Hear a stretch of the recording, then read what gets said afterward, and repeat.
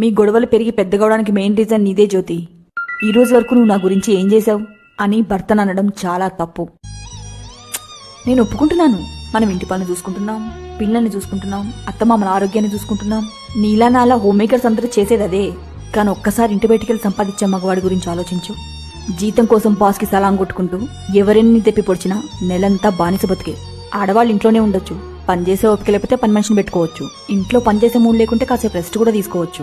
కానీ మగవాళ్ళకలా కాదు. ఎంత ఎండగా ఉన్నా, చలిగా ఉన్నా, ఎంత పెద్ద వర్షం వచ్చినా ఖచ్చితంగా ఆఫీస్కి వెళ్ళాలి, తన పని తనే చేసుకోవాలి. మన కాకలేస్తే 3 రకాలు వండుకొని తినొచ్చు. మగవాళ్ళ లంచ్ విషయం దేవుడెరుగు. ఒక్కోసారి పని ఒత్తిడి కారణంగా పస్తులు కూడా ఉండిపోతారు. మనమే ఇల్లు, పిల్లలు, అత్తామామలంటూ విర్రవీగుతున్నామో, మన భర్త కష్టపడి సంపాదించుకుంటే అవన్నీ ఎలా లెక్క పెడతావు? ఇల్లు గడిచేది, వాళ్ళందరూ బతికేది ఆ మనిషి సంపాదిస్తేనే అని మర్చిపోకూడదు.